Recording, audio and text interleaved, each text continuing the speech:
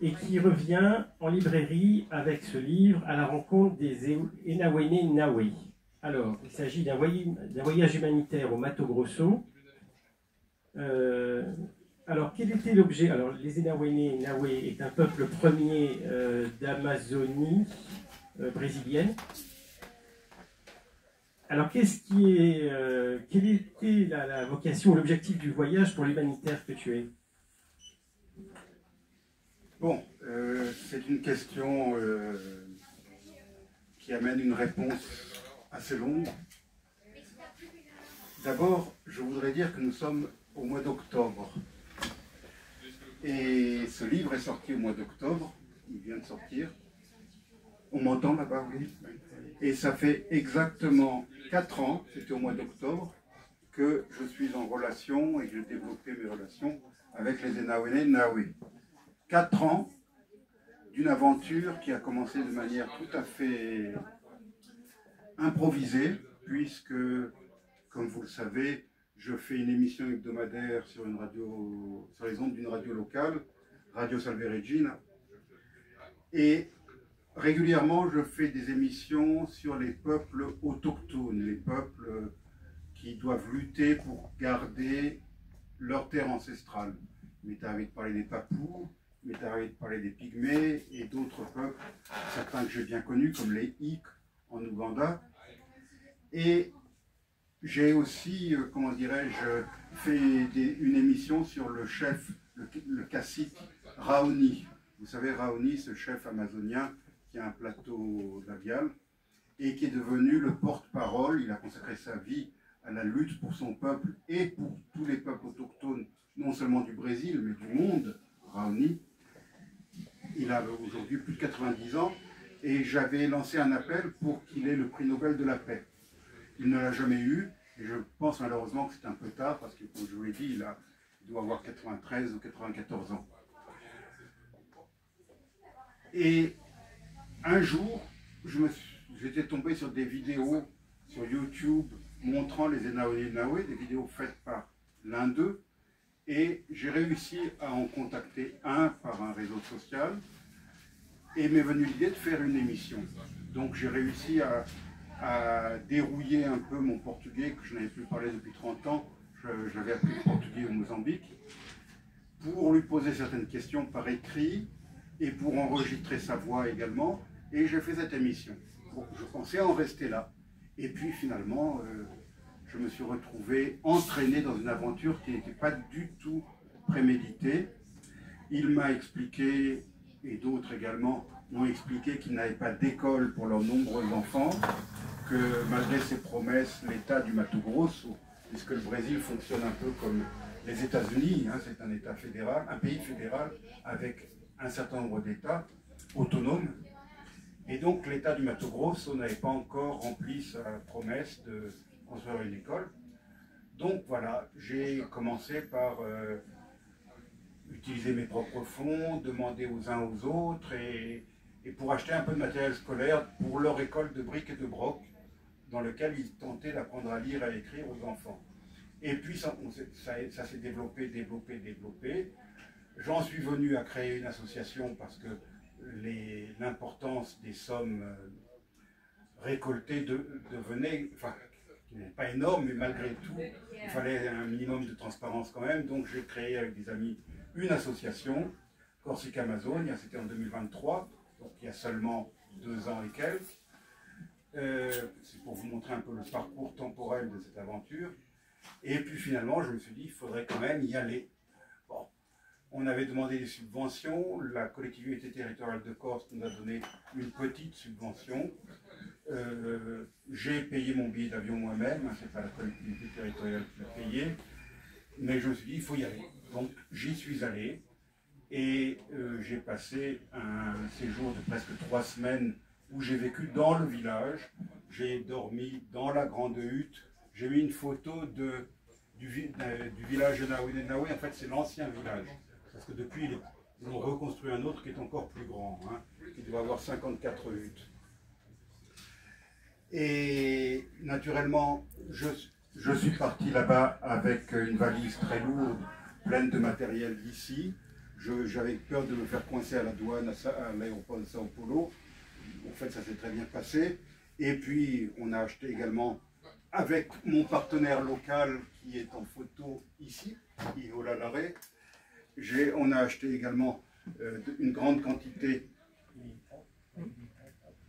de livres, de stylos, de matériel scolaire divers dans la ville de Vilaine, qui est la ville la plus proche du village de Naoué. Quand je dis plus proche, ne vous attendez pas à ce que ça soit comme Fouriane et Bastia. Hein.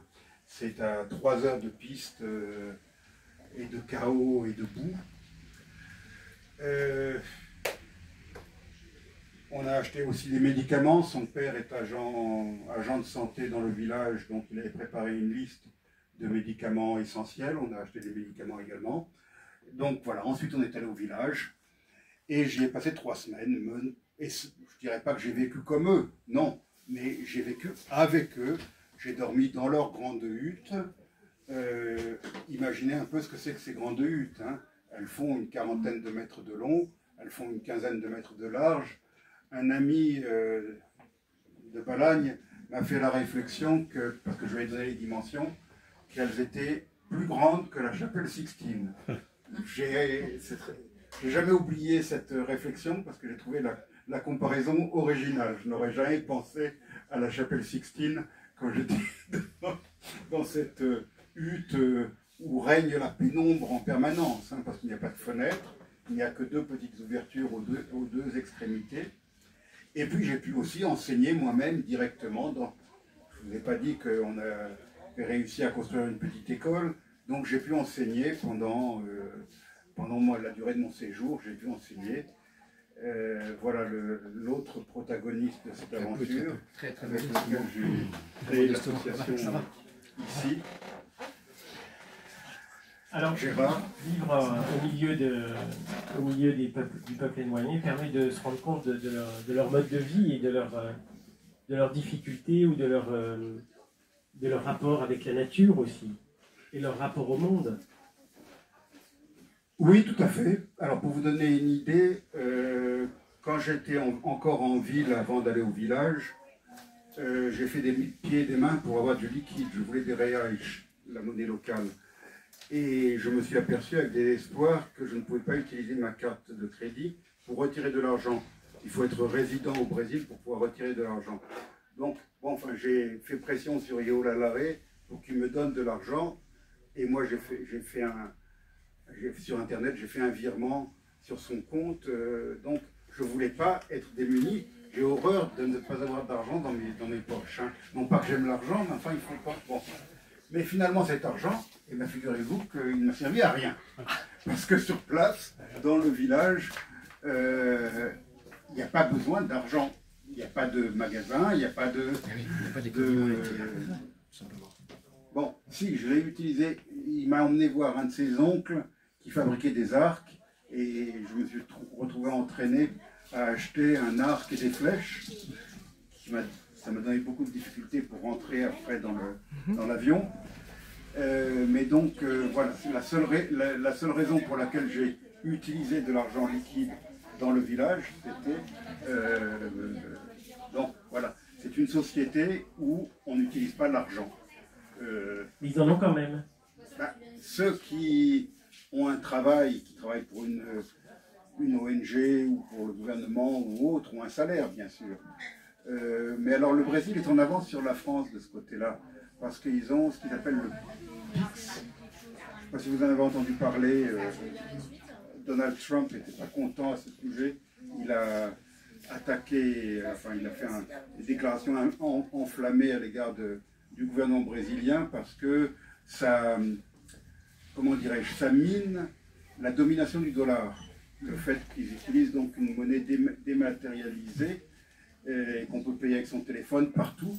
Donc là-bas, du plus humble au ministre, ils utilisent ce système qui fait qu'on n'utilise plus tellement d'argent liquide au Brésil.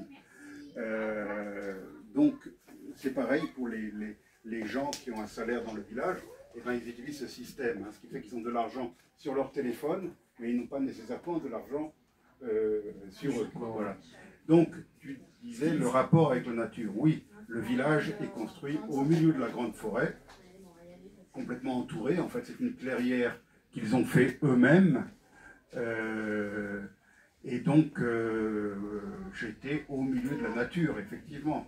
J'allais tous les jours, quand il ne pleuvait pas, parce qu'il pleut souvent là-bas, j'allais à la rivière. En fait, j'étais entraîné à la rivière, parce que c'est pas moi, je n'allais pas comme ça tout seul. Hein, c'est les élèves, les enfants qui m'y entraînaient à la rivière, qui est à 15 minutes de marche peut-être, à travers la forêt. Ça c'était un délice de pouvoir se baigner dans cette eau qui était agréablement fraîche. Je m'attendais, parce que je me suis souvent baigné dans des rivières tropicales où l'eau est tiède, mais là non, l'eau était fraîche, c'était tout à fait revigorant. Donc oui, j'étais en communion avec la nature. Alors, désolé, cher Odile, mais ils n'ont pas de chat, ils n'ont pas de chien non plus, mais ils ont des aras. Les aras, ça fait partie de la grande famille des perroquets. Hein. Et ils sont partout, les aras. Dans chaque hutte, il y a des aras domestiques, ou domestiqués, je ne sais pas comment dire, qui vivent avec eux. Et c'est extraordinaire, cette relation qu'ils ont avec les aras. J'ai eu du mal à m'y habituer parce qu'ils ont un piaillement assez désagréable et qui est continuel. Enfin, sauf la nuit, ils dorment. Mais pendant la journée, on a tout le temps ce bruit de fond qui n'est pas très agréable, je dois dire. Hein. Mais ils sont très beaux. Ils sont très très beaux. Dommage, je sais pas.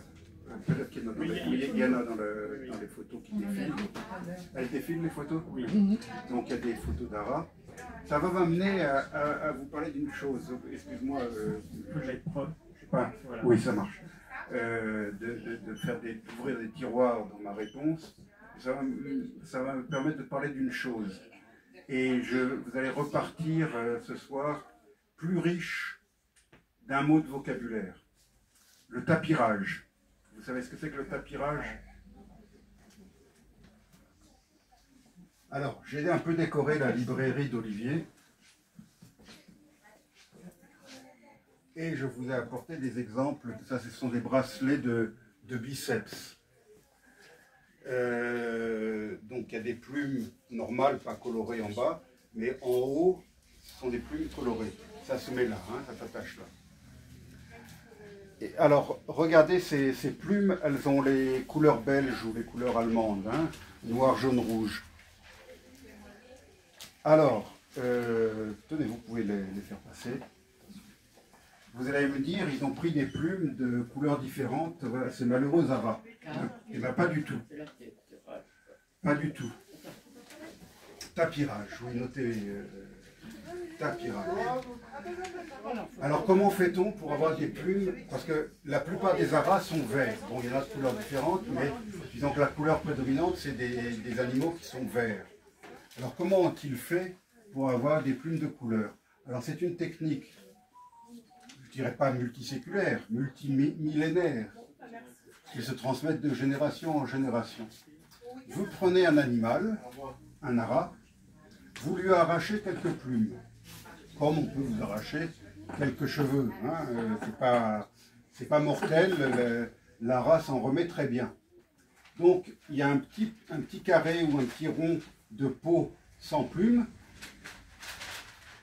Et ensuite, ils font une petite incision dans cette peau sans plumes. Et là, c'est là que rentre le secret. Ils injectent, avec leurs moyens, hein, avec un petit tube végétal, je suppose, ils injectent un produit dont ils ont le secret, un produit naturel. Bon, avec sans doute, ils gardent la composition secrète. Et pourquoi pas, hein? Monsieur Coca-Cola n'a pas divulgué le secret de sa boisson néfaste. Dans un coffre à Atlanta, c'est ça? Voilà, je suppose. Ouais. Donc, les Enawe ont fait pareil avec leurs produits. Donc, ils injectent ça dans la plaie, qui se cicatrise très vite, parce que c'est une coupure superficielle, et ensuite les plumes repoussent. Mais les plumes repoussent de couleurs différentes. Donc, vous avez un animal vert qui va avoir des plumes jaunes, des plumes rouges ou noires qui vont pousser. Et c'est comme ça qu'on a ce genre de petites choses. Ou regardez comme ils sont beaux, là. Ils font des coiffes. Alors ça, je n'ai pas pu en ramener, parce que le gouvernement brésilien l'interdit. Parce que les aras sont sur la liste des animaux protégés. Et donc, la loi brésilienne interdit l'exportation de produits générés par des animaux protégés. Oui, mais pour les bracelets, alors. Ça, c'est venu par la poste. C'est eux qui nous ont envoyé, c'est arrivé par la poste sans problème. Vous voyez comment on met les bracelets.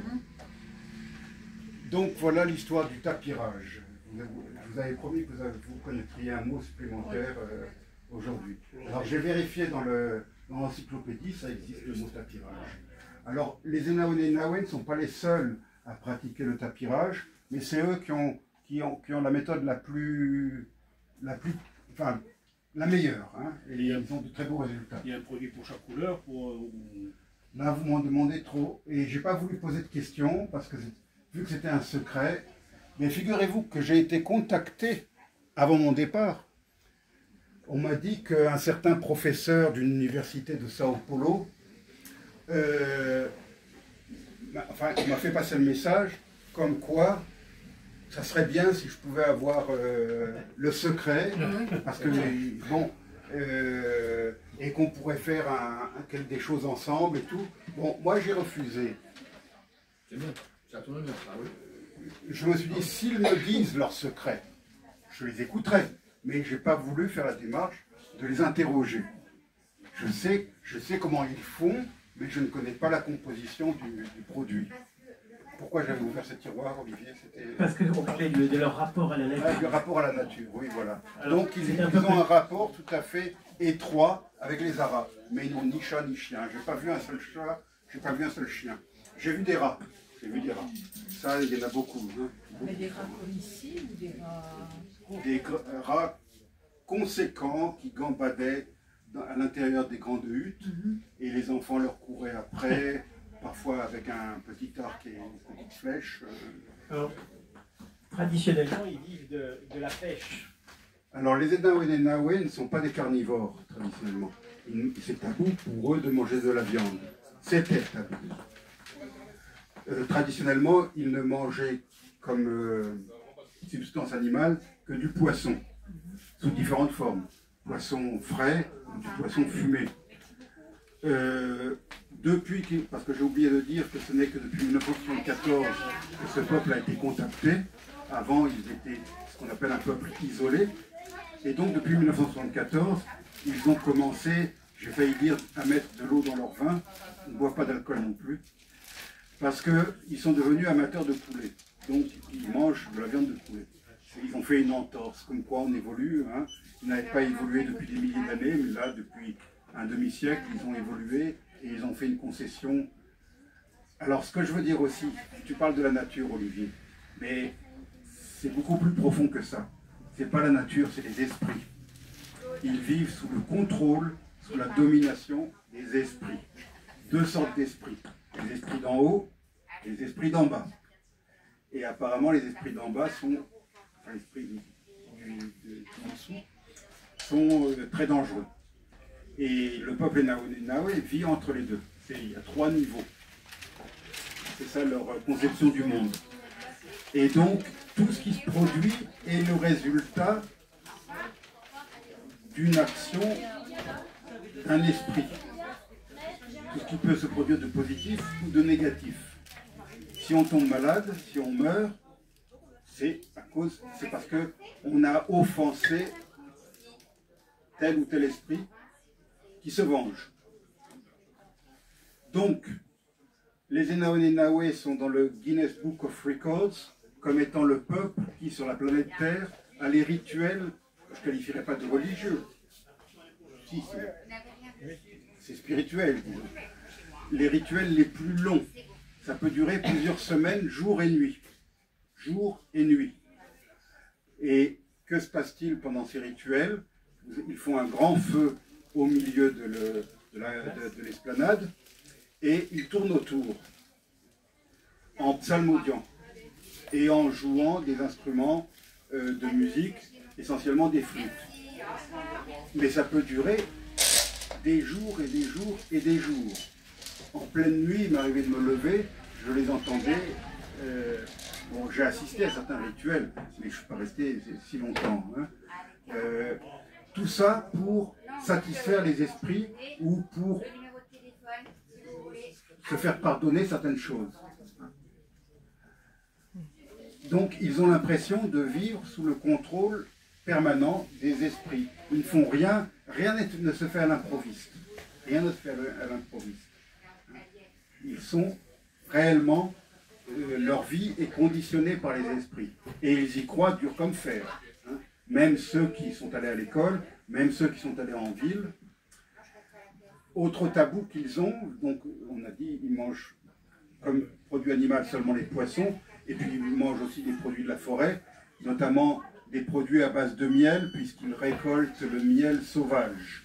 Non pas le miel domestique, ils n'ont pas d'abeilles, mais ils récoltent la quantité nécessaire, mais pas plus, quand ils font des expéditions en forêt.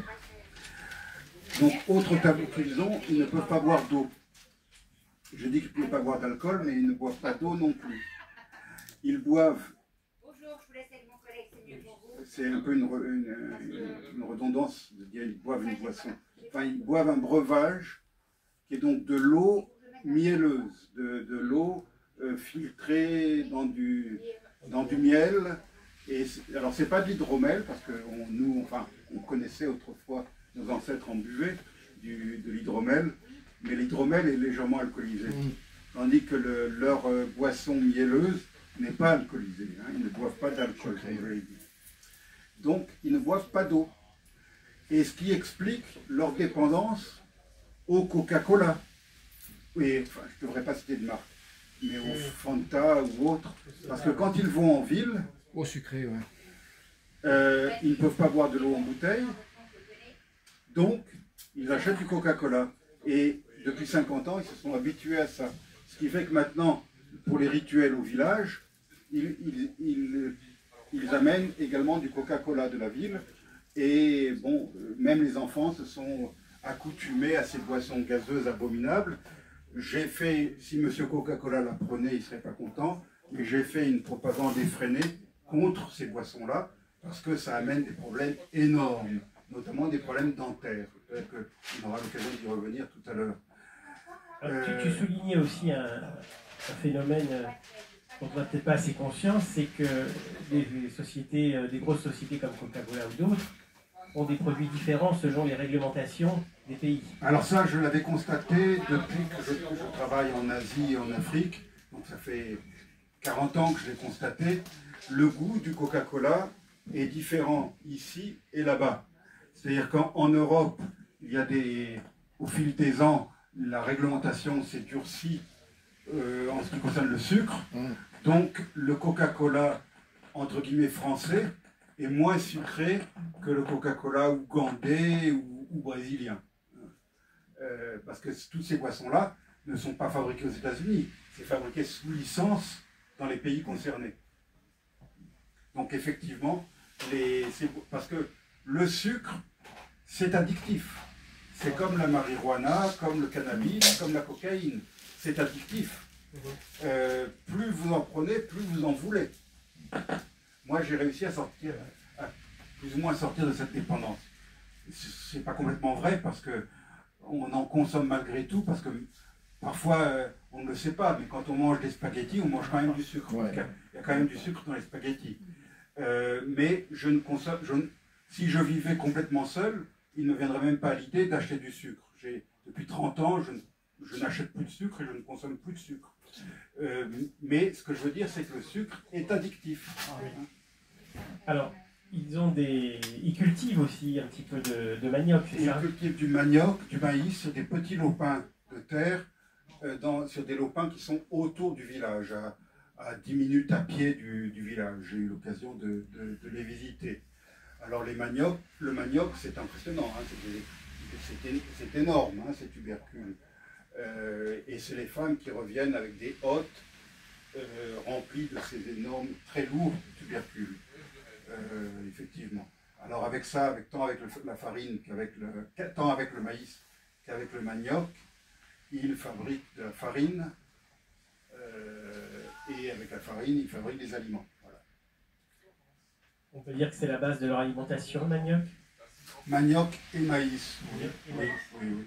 Plus le miel, plus le poisson. Plus... Alors, il y a une chose qui est surprenante dans ce récit, dans ce que tu as observé, c'est que on parle de manioc, on parle de poulet, on parle du poisson, c'était pas la saison, mais on sait qu'ils mangent du poisson. Tu parles pas de fruits.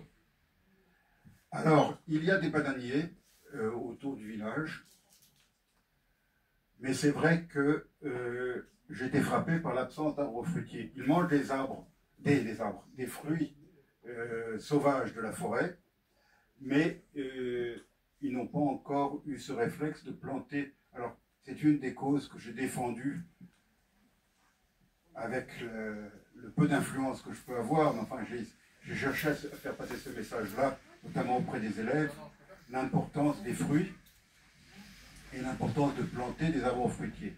Alors, il y a une organisation brésilienne, qui n'est pas présente, mais qui a fait des formations, et ce qui fait qu'ils ont maintenant un jardin expérimental à proximité du village, où il y a tout un tas d'espèces qui poussent. Donc, je pense que on va y venir petit à petit, ça va rentrer dans les mœurs.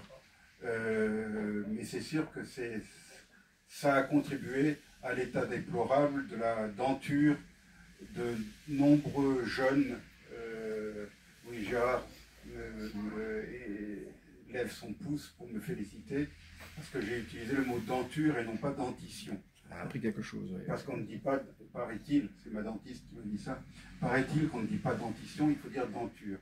La dentition, c'est le processus de développement des dents depuis que vous êtes bébé jusqu'à l'adolescence. C'est la dentition. Mais l'état définitif, et là je pense que nous avons tous nos dents définitives dans cette salle, je crois. Donc, nous n'avons pas une dentition, nous avons une denture. Voilà. Alors, j'aimerais revenir au sujet quand tu parlais de culture. On a parlé de culture, on disait qu'il manquait d'arbres fruitiers, mais on découvre aussi que c'était un peuple qui n'était pas vraiment itinérant, mais presque, parce qu'il se déplace finalement, il ne reste pas toujours au même endroit. Alors, il y a 4 ans, quand je les ai connus, ils étaient en train d'abandonner leur village, que vous voyez en photo ici, et ils étaient en train d'en construire un nouveau, qui est le village où j'ai séjourné. Et il doit y avoir, vol d'oiseau, une quinzaine de kilomètres entre les deux. Hein. Traditionnellement, tous les 12 ans, ils déménagent. Pour tenir compte de l'épuisement des sols, donc du renouvellement de la nature, Comme une jachère. Ouais. tenir compte de l'accroissement de la population, et alors là, je vais peut-être vous faire sursauter, tenir compte des défunts. Je m'explique. La tradition funéraire des Anaonenawe est d'enterrer le défunt dans la grande hutte, dans le sol, dans un trou profond, en dessous de l'endroit où le défunt avait l'habitude d'accrocher son hamac. Ouais. On l'enterre d'ailleurs avec son hamac. Ce qui fait qu'au bout de 12 ans, il est raisonnable de penser que le sous-sol de la hutte est plein. Ça commence, oui. Voilà. Alors ils ne transfèrent pas les défunts. Hein. Ce qu'ils font quand ils déménagent, ils brûlent tout. Hein. Ils brûlent tout. Donc ils n'ont pas de tombe bien marquée comme dans nos cultures à nous. Hein. Et donc, voilà une des raisons pour lesquelles il fallait déménager. Alors, moi, j'ai des doutes, et que j'exprime à la fin de cet ouvrage, quant à la pérennité de cette tradition, parce que ils ont fait pression, ils ont revendiqué des infrastructures telles qu'une école. Le gouvernement du Mato Grosso a fini par construire une école en dur. Je vous ai dit qu'ils ont construit leur nouveau village en octobre 2021. Que vont devenir ces infrastructures si dans 4 ans, dans 8 ans, ils décident de déménager?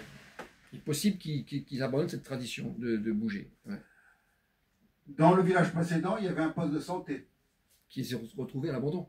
qui était à l'abandon, Ouais. qui a été abandonné. Je ne pense pas que dans les hautes sphères de la FUNAI, Ils aient envie à chaque fois de redéménager. du Là, gouvernement ouais. du Mato Grosso, voire du gouvernement fédéral, ils soient tellement ravis de voir cet investissement laissé à l'abandon. Donc, je me dis qu'en toute logique, cette tradition va être amenée à évoluer.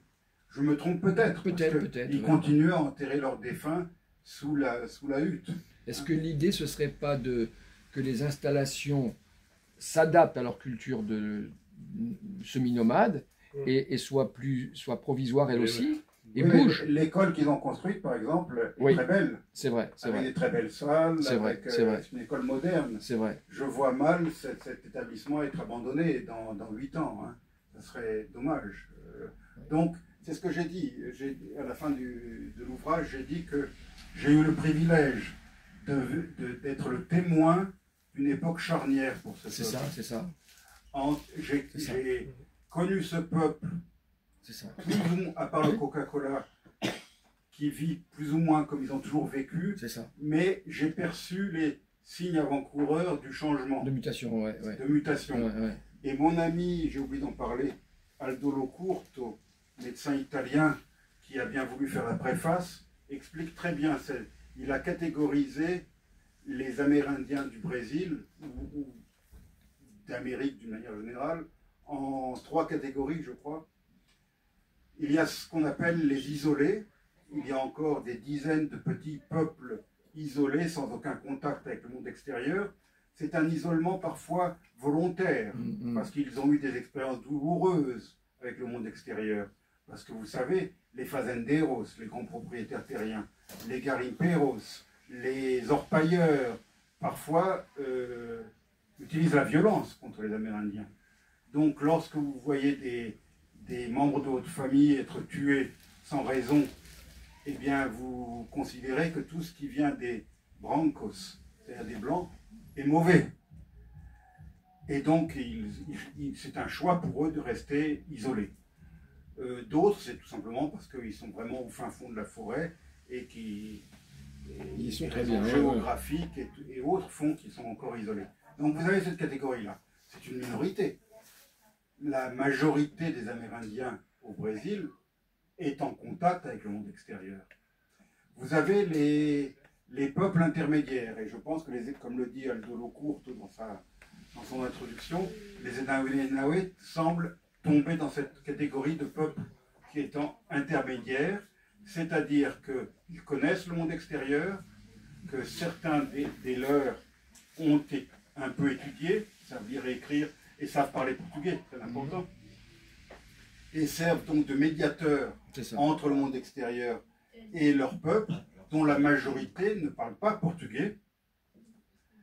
Les enfants sont dans le processus d'apprendre le portugais, on y a contribué, parce que moi, je me suis fait le défenseur de la langue portugaise, parce que ils voulaient à tout prix apprendre l'anglais, mais je leur ai dit, commencez par bien maîtriser le portugais. Vous êtes des citoyens brésiliens, la langue de votre pays, c'est le portugais, donc il faut apprendre le portugais. Vous avez une autre catégorie d'Amérindiens où là, ils sont tous lusophones. Vous connaissez ce mot, oui, lusophone. Parce que l'autre jour, quand j'ai fait la conférence à Calvi, je me suis aperçu que mon auditoire ne connaissait pas le mot lusophone. Si vous ne savez pas ce que ça veut dire lusophone, achetez chez Olivier Astérix en Lusitanie. Je crois qu'il est sorti il y a 2 jours. Oui, je plaisante, mais lusophone, ça vient de Lusitanie. Hein. Donc, on ne dit pas portugophone, on dit lusophone. Comme on ne dit pas espagnolophone, on dit hispanophone. Hein. Donc, il y a cette catégorie ils vivent encore dans des villages, mais ils parlent tous portugais, en plus de leur langue maternelle. Et puis, vous avez la catégorie assimilé, quasi assimilé. Ouais. Souvent, ils ne parlent plus leur langue ancestrale. Souvent, ils vivent en ville.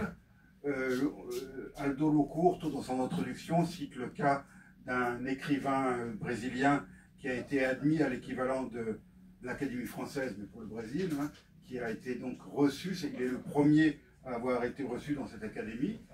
Donc vous avez des gens qui sont parfaitement assimilés, mais qui revendiquent leur... Parce que de même, les Noirs américains revendiquent la fierté d'être black, hein, il y a cette fierté d'être noir. Eh bien, chez les Amérindiens du Brésil, j'ai constaté qu'il y a une fierté d'être indigène, d'être indigène.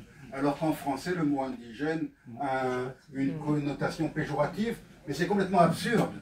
C'est complètement absurde parce que le mot indigène n'a rien de péjoratif. C'est tout simplement que les Français qui allaient au Soudan français, au Sénégal ou en Côte d'Ivoire, ils appelaient, et c'était tout à fait normal, les gens du cru des indigènes. C'est lié aussi au statut dit de l'indigénat. Voilà, Ça a donné, bien sûr. Ça a donné un statut d'infériorité. De citoyen de seconde zone, etc. Bon, tout à fait et il s'appelait statut d'indigénat. Donc indigénat. Et à tel point que maintenant, les descendants de ces indigènes qui vivent en France se revendiquent comme étant indigènes, alors que c'est pas vrai. C'est les Français ou les Corses, pour le cas de la Corse, qui sont indigènes. Eux sont allogènes, si on s'en tient au sens propre des mots. Mais il y avait ce film célèbre, Indigène de la République. Indigène de la République. En fait, ils sont allogènes de la République. Donc il y a cette fierté d'être indigène, même chez ceux qui sont parfaitement assimilés. Alors maintenant, j'aimerais quand même resituer les choses. De qui parle-t-on et de quoi parle-t-on? Les Amérindiens du Brésil, c'est même pas 1% de la population totale. Donc ils sont peut-être plusieurs millions, mais au Brésil, il y a 240 millions d'habitants. C'est un des pays les plus peuplés au monde. Donc ils sont une extrême minorité, divisée en différentes catégories d'intégration. Alors, on voit bien les différentes attitudes qui peuvent exister au sein de ce village, parce qu'il y a les anciens qui veulent faire adhérer tout le monde et la jeune génération à tous ces rituels qui sont très longs. Et puis, il y a des jeunes peut-être qui cherchent un peu plus d'émancipation, qui souhaiteraient peut-être un peu plus d'éducation. Pas encore. Autant les jeunes sont fascinés par le monde occidental, ils veulent apprendre l'anglais, ils vont sur TikTok et sur Instagram, YouTube, etc. Autant ils sont disciplinés.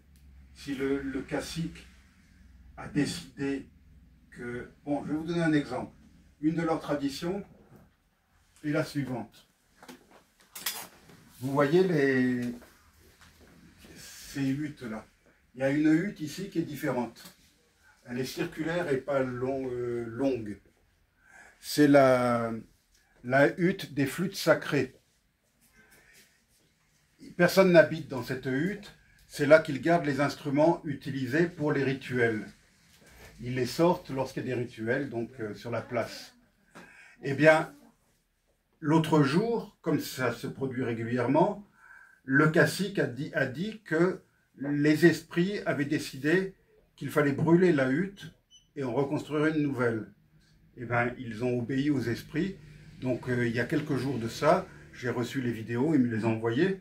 Ils ont brûlé la hutte et toute la communauté s'est mobilisée pour aller chercher les troncs, les branches d'arbres et les palmes pour pouvoir faire une nouvelle hutte. Et en 48 heures, ça a été réglé. Hein. L'ancienne a été brûlée, la nouvelle a été construite. Elle a été brûlée vide. Ils avaient retiré les instruments, bien sûr. Bien sûr.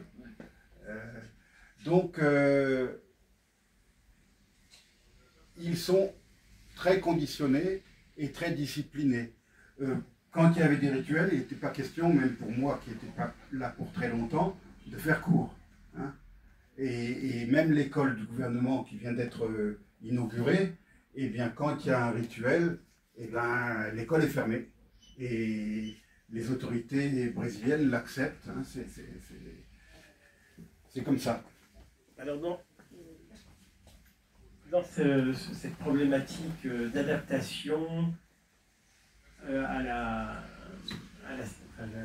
monde moderne et à la société brésilienne d'aujourd'hui et la préservation de la culture indigène, quelle est la meilleure voie et est-ce qu'il y a des structures au Brésil, des structures officielles pour protéger justement ces peuples? Le problème des Enaonenawe, comme des autres peuples amérindiens du Brésil et des pays voisins, parce que la problématique est la même au Venezuela, en Colombie, en Équateur, au Pérou, en Guyane française. Il ne faut pas oublier que la France est aussi un pays amazonien. Ne croyez pas que nos Amérindiens, nos compatriotes, parce que ce sont nos compatriotes amérindiens de Guyane, soient mieux traités que ceux du Brésil. Hein. Eux aussi ont été marginalisés très longtemps. Eux aussi ont été victimes de l'empoisonnement des rivières par les orpailleurs qui utilisent du mercure pour extraire l'or. Et donc ça empoisonne les rivières qui sont source de vie pour les Amérindiens. Poissons et eau de consommation. Hein. Il s'est passé la même chose donc en Guyane française qu'au Brésil. Et comme au Brésil, les Amérindiens de Guyane française sont ultra minoritaires. Ils sont, quoi, à peine un millier, je crois, enfin à vérifier, hein, mais ils sont la population totale de la Guyane française doit péniblement dépasser les 100 000 habitants, et les Amérindiens sont un petit millier peut-être, hein, donc divisés en différents groupes ethniques. Donc le problème est le même qu'au Brésil. Donc ces communautés sont sous la pression constante, parce que tous leurs compatriotes non indigènes, non amérindiens, ne sont pas forcément bien intentionnés à leur égard. Et ça, j'en parle dans ce livre, je l'ai senti quand je suis allé à Juína, la ville de Juína, qui est une ville du Mato Grosso, parce que ici, Bastia, ça fait 21 km², c'est tout petit, Bastia. La ville de Juína est grande, la municipalité, le territoire municipal est grand comme plusieurs fois la Corse. Le Brésil est immense, donc vous avez des municipalités immenses également. Et le territoire des Enaonenawe se trouve à l'intérieur des limites de la municipalité de Juína. Et cette ville de Juína, qui n'existait pas il y a quelques décennies, s'est beaucoup développée grâce aux fazenderos, les propriétaires d'immenses propriétés agricoles ou de bétail, hein, d'élevage. Ces gens-là dominent Juína. Ils dominent le conseil municipal. Le maire est l'un d'entre eux. Encore une fois, les indigènes sont ultra minoritaires, si tant est qu'ils votent. Et quelle est la préoccupation de ces fazenderos? C'est de pouvoir étendre leurs propriétés. Et pour étendre leurs propriétés, il faut détruire davantage de forêts et il faut empiéter sur le territoire officiellement démarqué de la tribu Enaonenawe ou d'autres tribus. Donc c'est une lutte au quotidien pour faire respecter par les autorités de Juína les limites de leur territoire, qui sont complètement entourés, le territoire est complètement entouré par d'immenses fazendas. Quand j'ai fait la route pour aller de Vilhena au village, ou ensuite pour aller du village à Juína, j'ai traversé des deux côtés de la route, dès qu'on sort de la forêt, des immenses propriétés, des immenses fazendas. Donc ces gens-là, ils veulent s'agrandir, ils veulent gagner davantage d'argent, ils veulent produire davantage, donc ils sont une menace pour ils considèrent que les Amérindiens bloquent le progrès. Leur présence bloque toute tentative de progrès, ce qu'ils appellent eux le progrès, qui n'est pas la définition des Amérindiens, bien sûr. Les orpailleurs également n'ont pas renoncé à extraire de l'or en utilisant du mercure dans les rivières. Les grandes sociétés hydroélectriques n'ont pas renoncé, et là c'est lié aux fazenderos, parce que les fazenderos, pour leurs exploitations, ils ont besoin d'électricité. Donc, pour produire de l'électricité, il faut construire de nouveaux barrages sur les rivières. Laquelle rivière passe dans le territoire Enaonenawe et la rivière nourricière du peuple Enaonenawe. Donc, et parfois, les Enaonenawe sont allés jusqu'à manifester devant l'entrée de concession d'une société hydroélectrique et ils se sont fait tirer dessus. J'ai les photos, j'ai les vidéos de gens d'Enaonenawe qui ont reçu de la chevrotine, je dirais. Hein. Donc, la tension est toujours réelle. Et comme je vous l'ai dit, les dirigeants locaux ne sont pas forcément bien intentionnés. Même si au Brésil, vous avez ce qu'on appelle des indigénistes qui, dans la tradition des frères Villa-Boas, continuent à œuvrer en faveur des populations amérindiennes. Mais ceux-là, ils sont à Brasilia ou à Sao Paulo. Et sur le terrain, eh bien, les gens puissants ne sont pas forcément bien intentionnés vis-à-vis des groupes autochtones.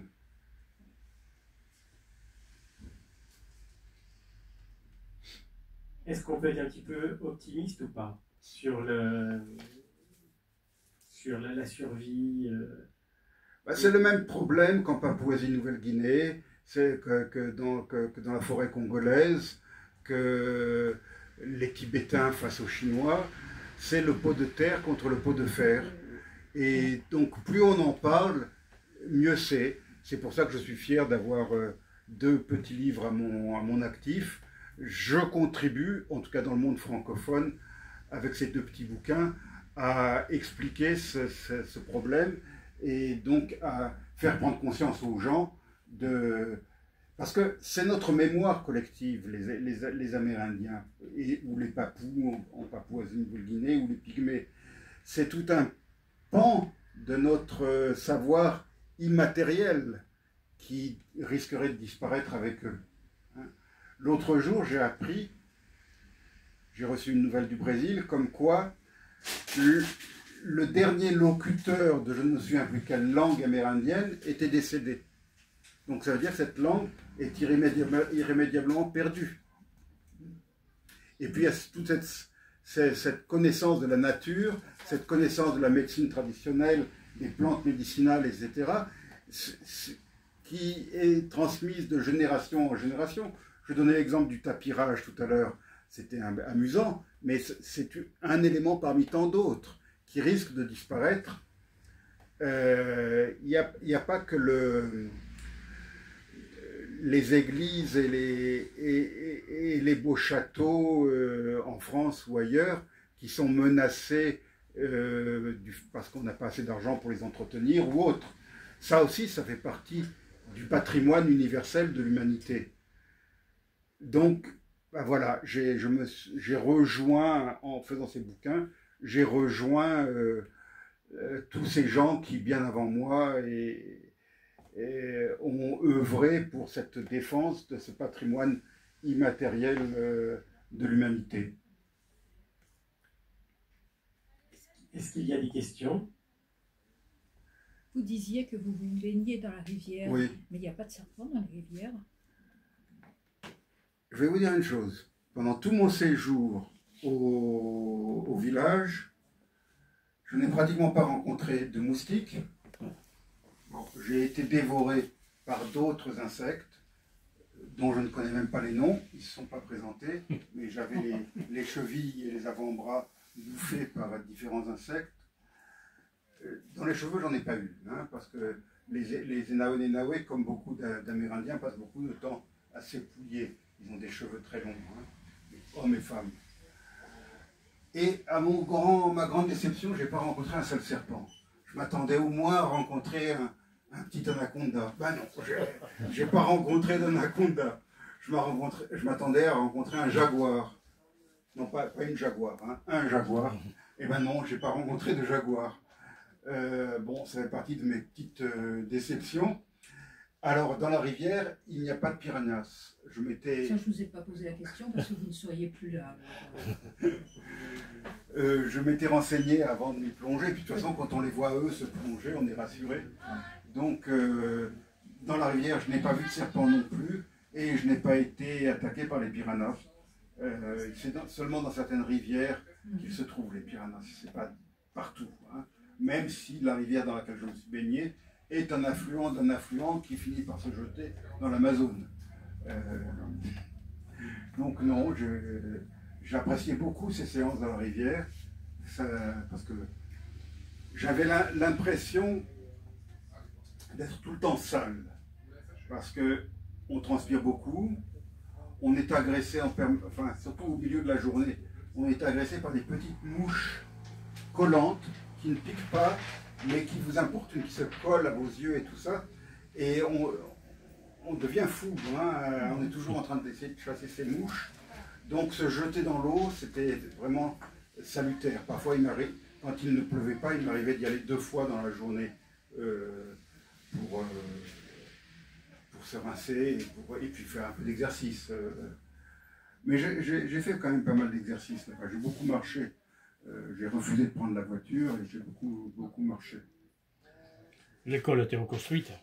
Alors, merci pour cette question, Francis, parce que effectivement, le 28 mai dernier, c'était après mon retour, il y a eu une tempête, un vent très violent, comme ça arrive souvent, hein, je l'ai vécu, mais là, ça a été particulièrement violent, et un grand arbre, un arbre très haut qui se trouvait à côté de notre petite école, a chuté et a pulvérisé notre école, que nous venions d'agrandir.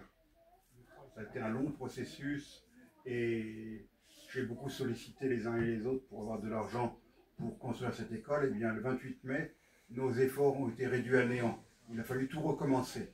Alors, je vous ai dit tout à l'heure que ça fait 4 ans, c'est l'anniversaire. Ça fait 4 ans exactement que je me suis lancé dans cette aventure. Et bien aujourd'hui, qui est le lancement officiel de ce livre, c'est la première fois qu'on fait ça dans une librairie. C'est donc la librairie Alma est la première à officialiser ce lancement du livre. Eh bien, à l'heure où je vous parle, est inaugurée notre école reconstruite. On m'a promis de m'envoyer les vidéos ce soir. Il y a quand même un décalage horaire important. 6 heures pour l'instant. Demain, il n'y aura plus que 5 heures, puisqu'on change d'heure. Mais donc je vais avoir des vidéos montrant les élèves rassemblés dans notre petite école. Alors vous allez sans doute me demander pourquoi avoir reconstruit alors que le gouvernement du Mato Grosso a construit une école en dur. En fait, autrefois, notre petite école était l'école. Il n'y avait pas d'école du gouvernement. Maintenant, notre école va avoir un rôle différent. C'est-à-dire ça va être un centre pour enseigner les langues étrangères, pour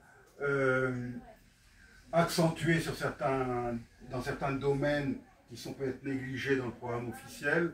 Donc on va travailler en complémentarité et en bonne intelligence avec l'école officielle. Donc voilà où en est notre école. Peut-être que, si vous m'autorisez, je vais faire comme le général de Gaulle pendant ses conférences de presse. Je vais maintenant répondre à la question que vous ne m'avez pas posée. Mais je vais répondre à une question d'Olivier l'autre jour, qui m'avait dit, mais en fait, quelle est la légitimité de ce livre par rapport au premier qui est sorti il y a 2 ans? Alors le premier qui est sorti il y a 2 ans, je l'avais écrit en quelques heures pour accompagner des dessins que j'avais reçus des élèves. C'était un texte pour accompagner les dessins. J'avais trouvé ces dessins très beaux et d'ailleurs c'était une idée qui m'était venue de cette librairie parce que le cahier dans lequel ces dessins se trouvaient avait été acheté dans cette librairie et donc il était revenu ensuite plein de dessins et c'est là que quand je suis venu pour montrer le cahier, on m'a dit mais pourquoi pas faire un bouquin? Donc je me suis dépêché, j'ai fait un texte qui vaut ce qu'il vaut, mais c'est 60 pages, dessins compris, c'est pas énorme. Et puis à l'époque, je n'avais jamais mis les pieds là-bas.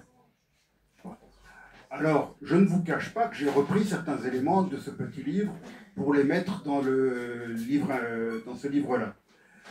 Et j'aimerais, pour conclure quand même, parler de l'aspect littéraire, hein, parce qu'on n'en a pas tellement parlé jusqu'à présent, on a parlé des Enawe. Moi, j'aimerais parler un petit peu bouquin. Ce livre, c'est mon 12e livre, plus 2 livres collectifs auxquels j'ai participé. Comment j'ai écrit ce livre? Parce que c'est ça que j'aimerais partager avec vous. Mon premier livre, il était sorti en 2003. Je l'avais laborieusement tapé sur un clavier d'ordinateur au fin fond de l'Afrique. Ce livre-là, le cœur de ce livre, je l'ai tapé sur... Ah voilà, ce que cette dame, ma cousine, a à la main, là, sur mon téléphone portable. Celui-là, c'est lui. Ce téléphone, je me levais, je dormais dans la grande hutte, et je me levais tous les matins à 4 heures du matin, alors que les autres, les compagnons, enfin les familles qui vivaient dans la hutte, étaient encore dans leur hamac. Je me levais, je m'installais sur une chaise, et grâce à la lumière de mon écran, je tapais sur le téléphone. Je tapais quoi? Le récit de la journée de la veille. Et j'ai gardé cette discipline pendant les 3 semaines que j'ai passées dans le village. Tous les matins, entre 4h et 6h, j'écrivais. Pourquoi à cette heure-là?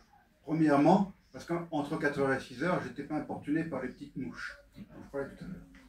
Et puis, pendant le reste de la journée, je n'arrivais pas à être seul. J'étais tout le temps entouré, particulièrement par les enfants.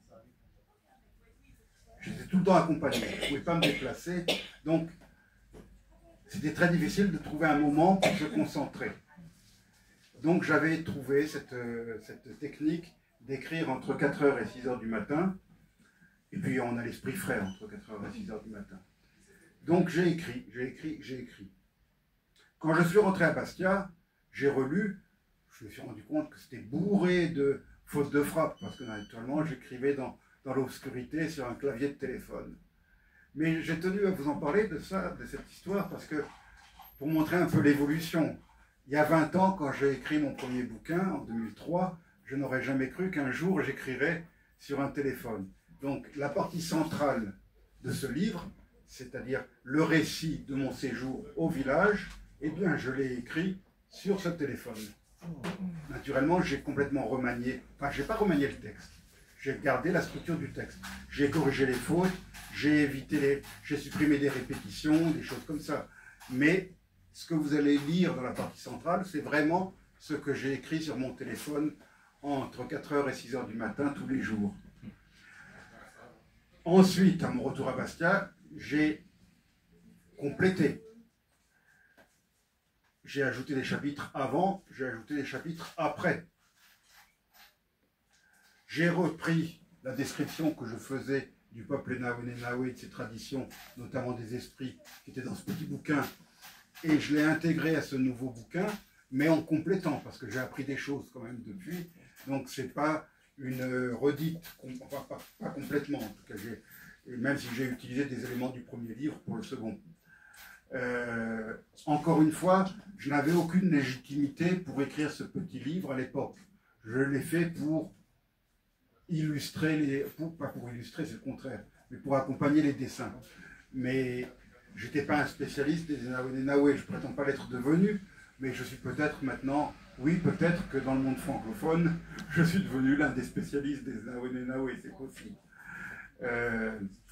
Un peuple très méconnu, c'est ce que je dis à la fin du bouquin, je crois, c'est que même au Brésil, quand j'ai traversé en vitesse le Brésil pour aller les rejoindre, quand j'ai eu l'occasion de discuter avec des Brésiliens, même au Mato Grosso, ils n'avaient jamais entendu parler des Naoué. C'est un peuple totalement inconnu, même au Brésil. Il faut le traduire, le faire partir là-bas, au Brésil. Oui, alors c'est mon but. J'aimerais beaucoup que ce livre soit traduit en portugais et soit édité par une maison d'édition brésilienne. Ouais. On va être obligé de lire le livre entre 4h et 6h du matin, si je comprends bien. Mais là aussi, la technologie moderne, c'est incroyable. Parce que lorsque l'éditeur a annoncé la sortie de ce livre, ils avaient publié, ils m'avaient demandé de choisir une bonne feuille qui avait été publiée sur leur site. Que je me suis empressé d'envoyer le lien à Irola Larré, et je dis, bon, c'est en français, tu ne vas pas comprendre. Dans les 10 minutes qui ont suivi, il m'a renvoyé la page en question en portugais. Il ne parle pas français, mais il utilise, je ne sais pas si c'est ChatGPT ou je ne sais pas quoi. Enfin bref, la traduction, et à ma grande surprise, j'ai lu le texte portugais, mais c'était pas mal écrit finalement. Donc, maintenant, traduire un bouquin, c'est devenu, je dirais pas c'est devenu facile, parce qu'il ne faut pas faire confiance complètement aux machines, il faut relire, mais on peut quand même, on a fait des progrès pour la traduction rapide. Donc, j'ai bon espoir que ce livre soit un jour traduit. Et puis, alors, je voudrais rajouter une dernière chose, et rendre hommage à Dona Lisse, qui est le jeune homme, un de nos élèves, qui a fait la couverture. Le dessin qui est là, c'est une œuvre de Dona Lisse, ainsi que la majorité des dessins qui se trouvent dans ce livre. Et je ne voudrais pas que vous rentriez chez vous sans avoir vu certaines de ces œuvres que vous pouvez faire circuler. Oui, voilà. Donc, notamment, il y a la couverture du bouquin. Je crois que... Attendez, non, c'est pas ça. Voilà la couverture du bouquin. L'original, et voilà ce qu'elle est devenue sur la couverture. Mais tous dessinent bien. Mais lui particulièrement. Et Dona Lisse est un garçon, est-ce qu'il est sur la... C'est lui, là, le voilà. Oh, oui. C'est un garçon, c'est celui qui a la pire denture. Ah ouais. Donc j'aimerais beaucoup faire quelque chose pour lui. Je l'avais emmené voir un dentiste à Vilaine, à la ville la plus proche. Et la dentiste avait fait un diagnostic, il fallait lui extraire 15 dents et en restaurer 5 autres. Naturellement, je n'avais pas les moyens, et puis il aurait fallu y rester des mois, parce que ça ne se fait pas en 24 heures. Hein. Et puis après, une fois qu'on a extrait les 15 dents, qu'est-ce qu'on fait? On va lui laisser les trous. Problème non résolu, mais si ce livre peut permettre de faire connaître Dona Lisse, et qui sait, bon, s'il peut évoluer dans son art et devenir connu internationalement, peut-être qu'on pourra régler en même temps son problème de denture. Il a quel âge ce petit? Il a une quinzaine d'années. Il semble petit de taille. Mais ils sont presque tous petits. Hein. Petits. J'étais grand, moi, dans le Oui, village. d'accord. On me voit sur certaines photos, non, avec...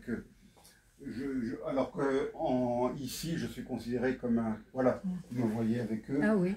Je suis considéré comme de taille moyenne, je dirais.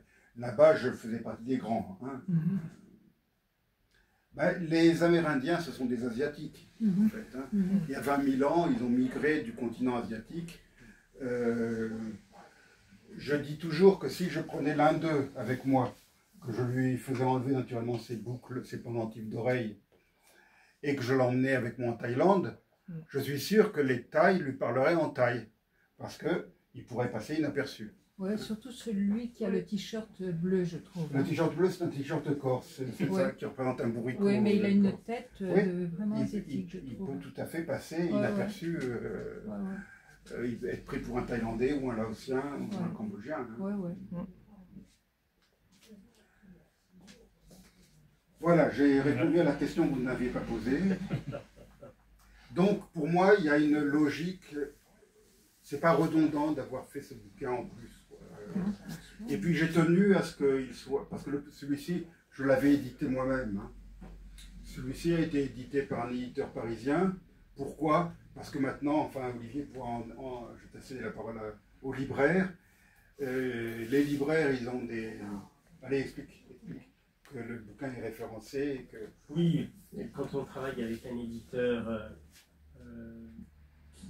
national, il est référencé chez les distributeurs et le circuit de distribution, la chaîne du livre en France, et c'est plus facile pour nous, pour un libraire, de commander via la plateforme et via cette plateforme qui centralise toutes les informations et qui référence surtout toutes les publications des éditeurs qui adhèrent à ces plateformes. Voilà. Donc n'importe quel libraire, même à Hasbrook, il tape mon nom ou il tape Enawe et il verra apparaître sur son écran le bouquin. Ah. Donc n'oubliez pas ce soir, dès que vous rentrez chez vous, envoyez un message à votre cousine à Hasbrook pour qu'elle commande le bouquin. Et s'il habite à Vladivostok? À Vladivostok, c'est peut-être un peu plus compliqué en ce moment. Je ne sais pas si l'Alliance française de Vladivostok est très active en ce moment. En tout cas, vous pouvez le trouver aussi sur le site de la librairie Alma et on peut commander sur le site de tous les quatre coins de la France. Même à l'étranger. Même dans tout le monde francophone, Voilà. disons, et peut-être même au-delà. Oui. Voilà. Donc c'est pour ça que j'ai opté pour j'ai fait une infidélité à ma propre maison d'édition et à la Corse, parce que j'ai tenu. Parce que vous voyez, mon premier bouquin qui est sorti en 2003, il était sorti chez l'Harmattan, et ben on peut encore le trouver, 22 ans plus tard, on peut encore le commander. C'est ça le grand avantage. Tandis qu'après, je suis allé chez des éditeurs dont certains n'existent plus et les bouquins sont introuvables, quoi. Mais là, je dirais qu'ils sont complémentaires parce que le premier, il est tout en couleur. Et par exemple, je l'ai offert à mon petit-fils l'année dernière, Voilà. qui avait moins de 6 ans. Ce petit livre, un enfant peut Voilà. le lire. Hein. Et il a eu Celui-ci, votre peut-être dédicace, pas. il a été très content. Ah, bah, j'en suis ravi. Voilà. J'en suis Il a ravi. reconnu le perroquet aussi. Enfin bon. Lara. s'il vous plaît. Oui, là, oui. Alors, professeur Hervé, merci. C'est plaisir. Voilà, donc si vous souhaitez une signature, si vous ne l'avez pas eu, vous pouvez vous approcher de la table, bien sûr, je vous laisse la place. Merci. Je crois, non. Hein? Non, parce que je voudrais leur faire. Vous l'avez pas pris il y a 2 ans? Je sais pas, il me semble, non. Tu as arrêté? Je crois d'abord. Eh ben voilà, on va couper.